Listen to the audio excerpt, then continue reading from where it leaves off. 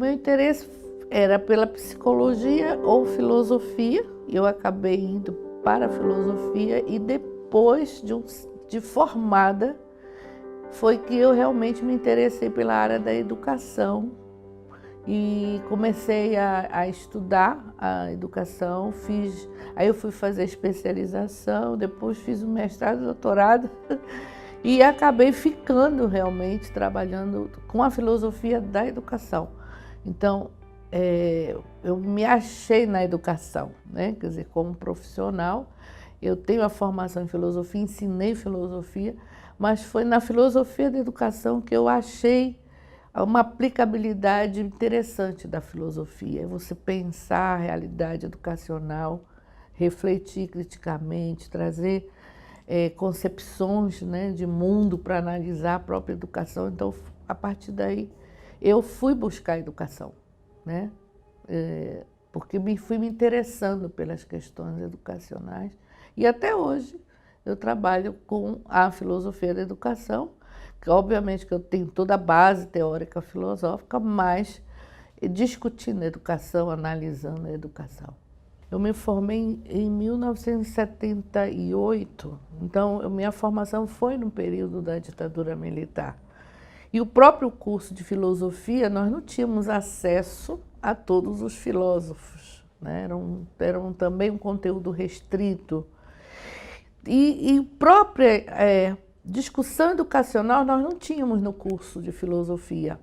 Eu fui o primeiro curso de filosofia, eu fui a primeira da turma lá da Universidade Federal do Pará, e eu sou o diploma número 1, que das 20 que entraram só saíram 2. E eu fui uma dessas que concluíram. E então, quando eu fui ensinar filosofia, foi que eu comecei a perceber a necessidade de estudar a educação, entrar em temáticas educacionais, que isso o curso não me proporcionou. Depois eu fui pesquisar outros autores, isso após a ditadura. Marx, por exemplo, era um autor que nós não lemos no curso. Eu já fui ler depois, na especialização. Então eu fui buscando suprir as lacunas que nós não tivemos estudo na própria graduação. Não que o curso não tivesse sido bom, o curso foi excelente, mas ele era restrito a determinadas temáticas, né? Então era ontologia, epistemologia, teoria do conhecimento.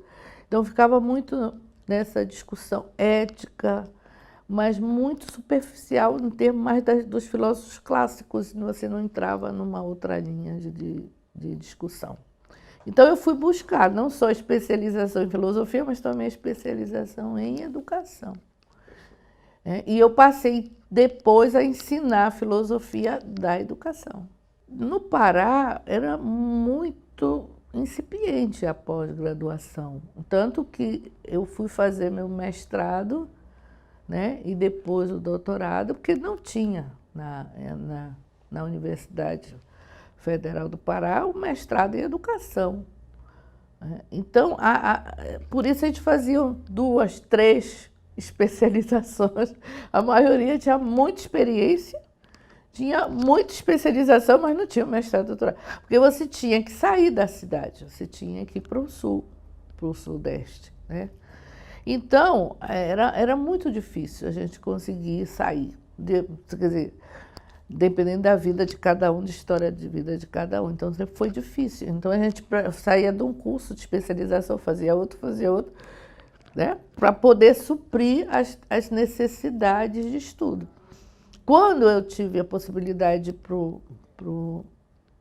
fazer o mestrado na Paraíba, eu fui porque eu queria estudar mais sobre a educação popular. Eu queria aprofundar mais essa temática, porque eu já estava começando a fazer esse trabalho, comecei justamente discutindo o pensamento Paulo Freire dentro das tendências educacionais, que eu trabalhava com a filosofia da educação, e eu quis aprofundar mais os estudos da educação popular, inclusive do Paulo Freire. Foi isso que me levou a buscar um mestrado na Paraíba, né, que era o único que tinha educação popular. Mas, realmente, o nosso contato com a pós-graduação, ele era muito pouco no estado, né? No estado do Pará, era muito incipiente. Então, quando eu concluí o meu doutorado na própria Universidade do Estado, nós não tínhamos nenhum programa. E os professores foi que se reuniram e para elaborar o projeto e foram atrás, né? Então, aí sim a gente começou a ter o contato mais específico, né, com a Amped. Foi quando a gente começou a organizar o projeto para encaminhar. E tivemos naquele momento, foi na gestão, foi muito importante, da professora lá da UFRN, né? Ela nos incentivou muito, ela foi assim, bem motivadora para ingressar, tanto que nós ainda não tínhamos aprovado o projeto na CAP, mas já tínhamos aprovado na Amped, né? Então nós entramos primeiro na Amped para depois aprovar na CAP, porque a gente estava tudo encaminhado. Então foi muito importante para nós aquele momento, né? Você vê o incentivo, né, da gente ingressar na Amped, de participar da pós-graduação. Então, para nós foi muito importante aquele momento. A gente que está começando, né, que está se organizando. Porque a gente já participava do mestrado, no período do mestrado, no período do doutorado, e a gente tinha a oportunidade de conhecer, né, os outros programas, saber o que estava sendo discutido em termos de educação na época, as tendências, né? E também o contato com professores, que às vezes a gente lia e não tinha contato pessoal. Então, foi assim. Eu acho que a Amped, ela era motivadora, né? Para nós que estávamos fazendo a pós-graduação como aluno, e depois como professores, para você construir um programa, porque não precisava esperar pela instituição, né?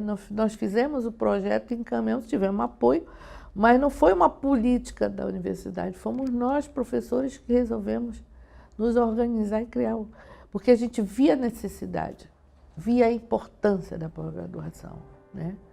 Então, isso que eu acho que a Amped nos ajuda a isso, né? Na hora que você está num ambiente acadêmico, num evento acadêmico como a Amped, você começa a ter conhecimento do que é uma pós-graduação, a importância da pós-graduação, né? Você começa isso como aluno, depois você vai cultivar isso como professor. As questões de inquietações que eu tinha como professora, a leitura do Paulo Freire me abriram muitas perspectivas nesse sentido. Foram me dando algumas respostas que eu já tinha levantado como professora e ainda não tinha lido ele. Quando eu li, eu comecei a me interessar e aprofundar as leituras. Até porque, como eu trabalhava com filosofia da educação, com as tendências pedagógicas, eu tive que ler Paulo Freire, ler Saviano, aprofundar mais.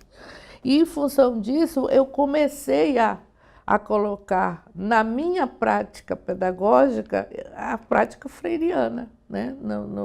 Não só nas minhas aulas, né, nos meus planos de aula, como nós começamos também a fazer atividades de extensão, né? Então, nós começamos a participar de grupos de pesquisa e eu tinha um grupo de pesquisa que era um projeto de educação de jovens e adultos.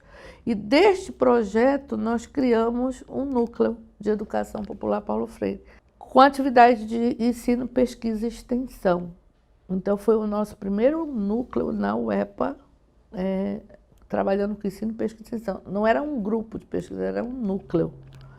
E a partir daí nós começamos a fazer trabalhos freirianos com EJA e com crianças. Aí nós começamos em hospitais, nós trabalhamos em hospitais, até hoje temos trabalho em hospital. Nós temos um trabalho de EJA com mulheres vítimas de escalpelamento. da Santa Casa. Elas ficam lá no hospital, mas como não pode ficar no ambiente do hospital, elas têm uma casa chamada de um espaço acolher. E lá elas ficam fazendo tratamento de saúde que é de longo tempo. Então a gente tem um trabalho educacional lá com elas, junto com a classe hospitalar que tem também. Temos um trabalho com crianças também, na brinquedoteca. Temos no banco de leite da Santa Casa. Já tivemos um trabalho com pacientes com transtornos mentais, com comunidades ribeirinhas, comunidades. Então a gente começou a fazer trabalhos de extensão em comunidades, em hospitais. Temos no lar de idoso. E os nossos alunos são alunos dos cursos da UEPA. E eles vão fazendo essa atividade de extensão, mas também de pesquisa, porque eles participam das pesquisas que a gente faz e eles mesmos vão desenvolver seus TCCs, e agora com mestrado também, suas dissertações do mestrado, focando aquilo de interesse onde eles atuam. Né? Nós temos um trabalho de filosofia com crianças em escolas públicas, temos um trabalho com educação especial na linha freiriana de EJA, trabalhando com jovens e adultos surdos e com deficiência intelectual, tudo na linha freiriana, né? Então, isso foi crescendo, né? Não sou só eu que trabalho, são outros professores, e isso foi se ampliando. E o próprio aluno, ele pode propor projeto, entendeu? Ele pode fazer Nós temos agora um trabalho com quilombolas, que foi um grupo criado por os alunos para fazer essa pesquisa. Então, a linha freiriana, ela norteia as práticas educacionais do núcleo e a gente faz esse trabalho, né, em vários espaços não escolares e escolares, dentro da linha freiriana. E estamos tendo um retorno muito bom, muito bom, não só nos hospitais, agora estamos entrando no EMOPA, porque são esses espaços, você tem pessoas analfabetas, você tem pessoas que vão fazer esses tratamentos e que não têm acesso, às vezes deixa a escola, não tem acesso à escola, né? E tem as classes hospitalares, mas só que nem todas as classes hospitalares são freirianas. E a gente entra dando suporte das classes que querem trabalhar com Paulo Freire. A gente faz a formação também desses professores, além da atividade de extensão e de atividade de pesquisa. E a gente fala muito de Paulo Freire, é um nome muito conhecido, né? Uhum. Mas pouca gente sabe como isso se dá na prática, né? Sim. Nessas situações, o que o pensamento de Paulo Freire, as proposições de Paulo Freire proporcionam para pessoas que estão nessa situação de vulnerabilidade? Olha, a primeira coisa, né, eu vou dar um exemplo para você, trabalho de filosofia com criança, né? A gente faz os círculos de cultura, que é de debate, em cima de determinadas temáticas. E esse debate, ela não é só... É o momento do aluno que a criança, geralmente na sala de aula, ela não é instigada a perguntar, ela não é instigada a falar, ela não é instigada a se colocar. E a gente trabalha nessa perspectiva, a criança fala, a criança expressa o que ela... E a gente não está lá para dizer se ela está certa ou está errada. O que a gente faz? A gente questiona as falas e leva elas a pensarem sobre o que elas falaram. Então, é um processo de levar elas a pensarem o que elas falaram. Então, você não diz que está certo ou errado, você faz outra pergunta e leva ela a pensar sobre o que ela respondeu. E o outro, a criança, pode concordar, discordar e por que não. E assim você vai dialogando. E daí você encontra determinadas atitudes, questões que envolvem preconceito, discriminação, que a gente sabe que isso está presente na escola. Então, o que é que a gente faz? O que é que os nossos educadores fazem? Na medida que identifica isso, elas fazem um plano de trabalho para problematizar as questões com os alunos, para eles pensarem, refletirem sobre aquilo que eles estavam falando, que era preconceito, e eles não estão sabendo que era um preconceito, entendeu? Então, a gente trabalha nesse nível de conscientização, né? De levar a pensar, a criança a pensar, a refletir. E é interessantíssimo o retorno disso, Porque na fala dessas crianças você percebe que elas sofrem violência, elas apanham em casa, né? E tem momentos que eles dizem justamente isso. Teve uma fala que a criança dizia assim, e qualquer tema que você traz, elas rodam e vêm para a família, e eles acabam trazendo. E teve uma fala que a criança disse, não, o pai não devia bater no filho, ele devia conversar como nós estamos conversando aqui. Né? Então, o nível de consciência da criança de que o que é certo, o que é errado, é bom bater? Não, não é. É bom conversar, é bom dialogar. Mas isso ninguém disse para ele, ele deduziu da prática que era desenvolvida no contexto escolar. Né? Então, a própria atitude de respeito ao outro, tudo isso é trabalhado sem dizer que isso é certo ou que é errado, é levando a criança a pensar, a definir as normas de atitude. Por exemplo, uma das atividades que foram desenvolvidas é a questão do jogo. Tem jogo sem regras? Vamos tentar. Não, não dá certo. Eles tentaram, não deram certo. Então, se tudo tem regra, então também na vida social a gente tem, na sala de aula. Aí o que é que a gente tem que fazer? Aí eles vão dizendo, não, a gente não pode bater a porta, a gente não pode gritar, né? E aí, sim, o que então vamos fazer? Então, vamos ver o que a gente pode fazer, não pode fazer? E aí cria as regras que eles mesmos vão criando. Então, são práticas nesse sentido, entendeu? Não é no sentido de você passar só conteúdo, é fazer na prática o trabalho freiriano. Nós estamos superando os preconceitos contra a região norte. Porque é muito difícil você ser vista como uma intelectual, né? Que tem um respeito, que tem uma consideração com o trabalho. A gente faz muito, e eu digo que a gente faz muito até pelas próprias adversidades que a gente tem locais. Então, se você vê o que é pesquisar na Amazônia, né? Uma coisa é você pesquisar na cidade, outra coisa é você pesquisar no campo, o deslocamento. Se você precisar de barco, você vai para as comunidades, não tem hotel, você tem que se hospedar na casa das pessoas, você tem que conviver com a realidade deles, que não é fácil, você tem que levar comida, você tem que levar tudo, fora as distâncias, as dificuldades de acesso. É uma realidade bastante adversa. E pelo fato de ser bastante adversa, também ela te instiga e te desafia. E te motiva. Então a gente vê que tem muitos professores fazendo trabalhos excelentes, fazendo pesquisas excelentes. Só que não tem visibilidade. Né? São poucos que conseguem ter uma visibilidade. São muito poucos. Então, eu penso que um programa de pós-graduação, ele vai ajudar, ele ajuda nesse sentido, né? Porque ele força, por exemplo, só agora, nós temos uns 10 professores da UEPA participando do evento, apresentando seus trabalhos e de outras instituições também. Então, é um momento onde você reconhece o outro, você passa a conhecer e reconhecer, né? Conhece como profissional e reconhece como intelectual. Eu acho que esse é o grande trabalho que eu acho que hoje a gente consegue fazer.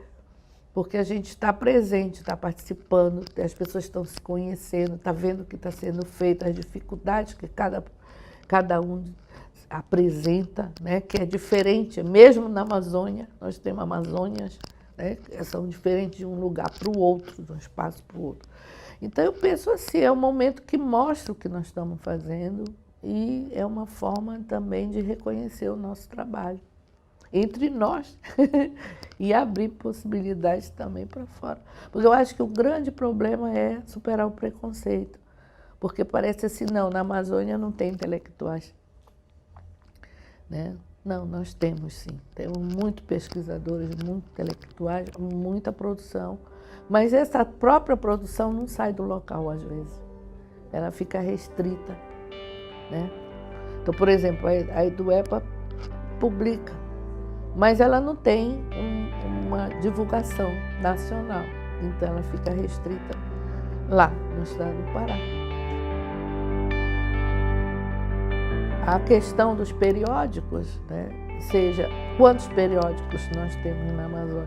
Até pouco tempo eram 3, eu não sei se agora tem mais um, né? Mas eram 3 só periódicos. Né? Nós temos uma dificuldade, né, muito grande de manter um periódico. Isso depende muito do programa, do incentivo do programa, porque é um custo que você não tem o retorno direto para o programa. Ele é um retorno social. E o nosso objetivo é social, é você ter possibilidade de divulgar coisas nossas, mas também de fora, mas também nossas. Às vezes nós não podemos, por causa da endogenia, divulgar da UEPA, mas nós temos pesquisadores da UFPA, da UNAMA, de outras instituições que estão publicando. Né? Então, é também dar visibilidade às produções locais, não só nacionais, mas também locais. Então,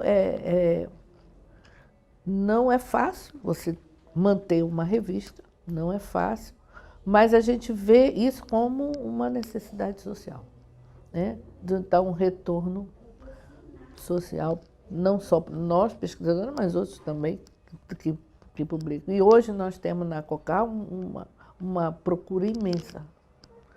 Para você ter uma ideia, nós temos uma faixa de 50 a 50 artigos sendo avaliados permanentemente. Quando a gente aprova ou reprova um, já tem 10 ou 15 entrando, entendeu? Todo dia entra uma faixa de 3 a 4 artigos.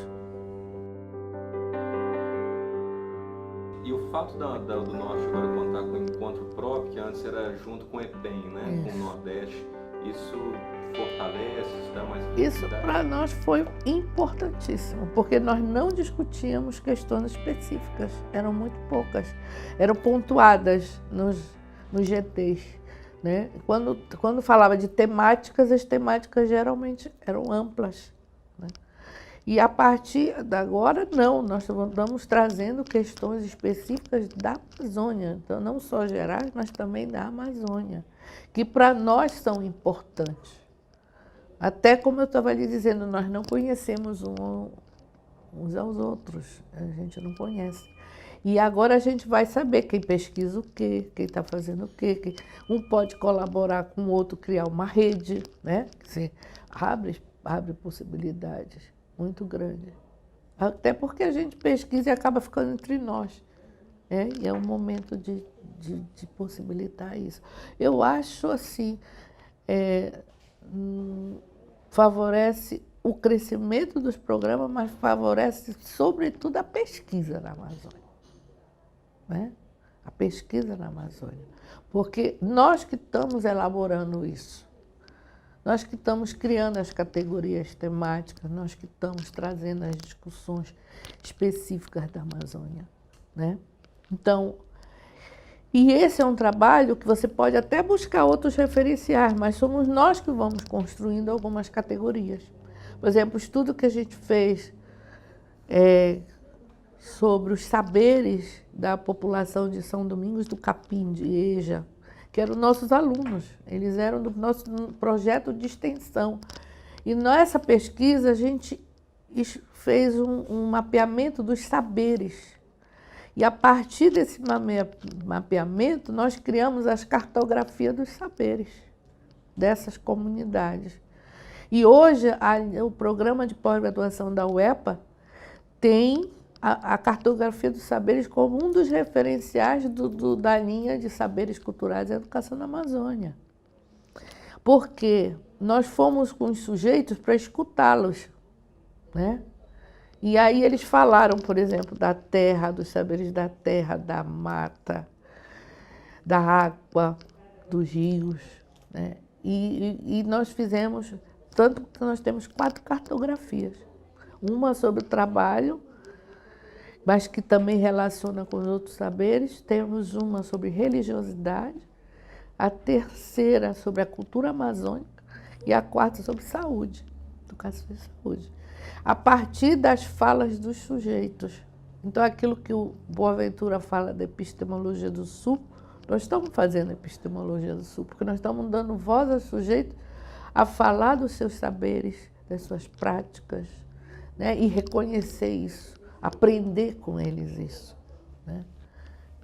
E nós fomos os primeiros a fazer isso e publicar sobre isso com essa cartografia dos saberes, né? Então, surgiram categorias temáticas da fala dos sujeitos, como a cultura de conversa, né? A educação do cuidar, a educação do estudo, fazendo diferenciações. Então, são categorias que, nas pesquisas, elas vão emergindo e que faz parte do contexto da Amazônia, da realidade amazônica. Você lê, você se emociona de ver a fala dos sujeitos quando ele diz assim: o que significa terra para você? É liberdade. Eu não depender do outro para viver. Ele não diz, eu quero a terra para ter lucro. Entendeu? Uhum. Outra concepção, e depois eu quero a terra para dividir o pão com o outro. E eles fazem isso. Entendeu? Quando o mais velho diz assim, eles valorizam a educação, que eles chamam da cultura da conversa, mais do que a escola. Eles dizem, esta é a verdadeira educação, é a educação do cuidar, onde o mais velho cuida do mais novo e respeita o mais novo, não só o mais novo respeita o mais velho. E aí diz assim, e a escola, ela vai nos ajudar a sair do trabalho da roça, mas não educa. Que lição é essa? Onde tu achas isso? Nossa, fantástico. Entendeu? Então, eles têm clareza que a escola é utilitarista, pragmática, meritocrática, burocrática, eles sabem disso. E que não ajuda eles a ganhar, sair daqui para deixar o trabalho da roça. Mas ela não educa. Quem educa é a família, é a comunidade que tem uma ação educativa. E eles dizem que isso tinha que estar na escola também, mas não está. E eles têm consciência disso. Porque a nossa escola, o que é que ela faz? Ela ensina o conteúdo, mas não educa, não ajuda a formação do caráter das pessoas. Entendeu? Eles têm muito que ensinar pra gente, muito. Né? A gente achando que tem que só levar, né? Não, ao contrário, você aprende. É fantástico. O respeito à natureza, a educação ambiental, não é a lógica de pegar. Eles valorizam não só porque lá dá o alimento deles, é o lazer, tudo está ligado à terra, à mata e ao rio, mas porque também tem o sagrado, aí entra as lendas. Sim. Então, se você atinge aqui, você está ferindo a entidade sagrada. Então, você entra na mata, tem que pedir licença para passar. Então, tem toda uma lógica, né? E uma espiritualidade muito grande. A gente tinha um trabalho de educação de jovens e adultos nessas comunidades. Eram 4 comunidades. Duas eram próximas do rio. E as outras 2 eram distantes do rio. Até isso aparece. O que significa uma comunidade próxima do rio, uma distância do rio? Sim, tem toda uma diferença. Tem toda uma diferença. Até para a produção. Aqui eles pagam mais do que aquele que já vem. Então, é toda uma lógica que eles vão construindo lá. E quando nós fizemos esse trabalho, foi justamente escutando a voz deles e depois nós classificamos saberes. Nós temos o trabalho, que ele fala do trabalho, da produção da roça, do extrativismo, como é que eles fazem, tudo como eles fazem, as práticas, os saberes dessas práticas. E tem também, aí depois da religiosidade, que aí entra também as lendas. Hoje, se você quiser saber sobre educação hospitalar na UEPA, no Pará, somos nós, está lá nos nossos livros. Somos nós que estamos produzindo, fomos os primeiros a entrar no hospital, para fazer um trabalho educativo. Fantástico. E o primeiro texto, tem um texto que os alunos escreveram maravilhoso, que foi sobre a complexidade da vida e morte do educador popular em ambiente hospitalar. Porque a gente estava num ambiente de acolhimento aos pacientes de câncer e E era assim, hoje tu tinha aula com um grupo, na outra aula chegava lá um já morrido. E os alunos diziam assim, professor, ele morreu porque ele era pobre, não foi só porque ele tinha doença, entendeu? Então, essa relação vida e morte, eles escreveram um texto maravilhoso, está no primeiro caderno nosso de educação popular. É um texto que eles escreveram sobre. Porque o impacto disso para um educador, você está convivendo com uma pessoa e chega no dia seguinte a pessoa morre. E tem uma relação afetiva que vai sendo construída, né, também. Então tem coisas, tudo que você quiser saber hoje de educação em ambiente hospitalar, como está publicado por nós. A gente está num momento de angústia para a educação, para a população, para o social como um todo. O que o pensamento da filosofia da educação tem a ensinar para a gente sobre esse olhar, sobre a expansão, sobre os processos, sobre como lidar com esse momento? Assim? Veja, nós temos as tendências, né, educacionais, elas nos apontam concepções de vida diferentes, de mundo diferentes, de compreender a educação. Mas sempre tem uma tendência mais reprodutivista e a outra mais transformadora. E o que a gente busca é a transformação, né? É uma sociedade democrática, mais justa, igualitária, né? Compreendendo as desigualdades sociais, a busca de superar essas desigualdades, reconhecer as diferenças. Quando você traz todas essas questões, a gente precisa olhar a educação de forma diferenciada, né? Precisa olhar são essas crianças, quem são esses jovens que estão na escola e pensar numa educação que atenda essas necessidades, né, sociais e individuais. Mas o que a gente percebe? Isso, as pesquisas, você tem muitas teorias que apontam possibilidades de mudança. Mas na prática isso não ocorre, né? O que a gente observa? As pesquisas que a gente faz mostram isso. As práticas continuam sendo tradicionais. O professor copiando no quadro e o aluno copiando no quadro aquilo que o professor escreve, né? Essa capacidade de pensar, de analisar, de refletir, de levar a pessoa para se colocar, isso não é trabalhado na escola. Então, você tem muito o discurso da transformação, o discurso da necessidade de mudança, mas as práticas continuam muito engessadas. E a escola continua engessada, né? Ela é hierárquica, burocrática, meritocrática, né? Eu penso que, justamente, as teorias mais críticas, elas apontam a necessidade de mudança da escola. Porque se pressupõe, mudando a escola, também vai ajudar a contribuir a mudar a sociedade, né? Quer dizer, um contexto político não é só partidário. Paulo Freire já dizia isso, a educação é política, ou seja, você está fazendo uma educação a favor de quem? Né? Então, você tem que ter esse direcionamento, que é político. E a gente precisa ter essa dimensão. O que é que eu estou fazendo para melhorar a educação? O que é que temos como resultado dessa educação? E eu acho que hoje, infelizmente, o olhar ele está muito polarizado e muito focado só nos discursos ideológicos. E você não está trazendo outras questões que precisam, junto com o debate teológico, ser trabalhado, né? Por exemplo, que concepção de educação está por trás das propostas políticas, né? E que é isso que nós queremos? O que é que nós precisamos na sociedade? A gente precisa ter claro isso, mas isso não está claro.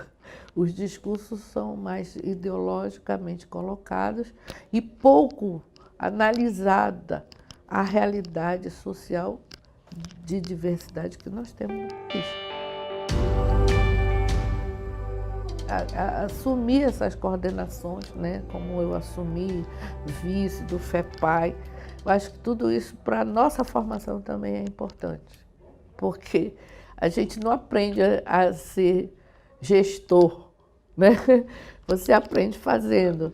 A mesma coisa, você ser um coordenador de um fórum, você aprende fazendo. Então é uma aprendizagem. E eu vejo isso como uma aprendizagem. E nesse ponto, realmente, eu tenho que agradecer ao PED, né? Porque você passa a ter uma convivência, né? De um trabalho coletivo, que tem uma proposta educacional clara, né? Que a gente quer mudança, melhorar a educação no país. Então, eu acho que, eu diria, além disso, eu coloco 3 experiências, né? Como aluna da pós-graduação, como coordenadora da pós-graduação e como coordenador do FEPAI e do FORPRED Norte, que são experiências e aprendizagens.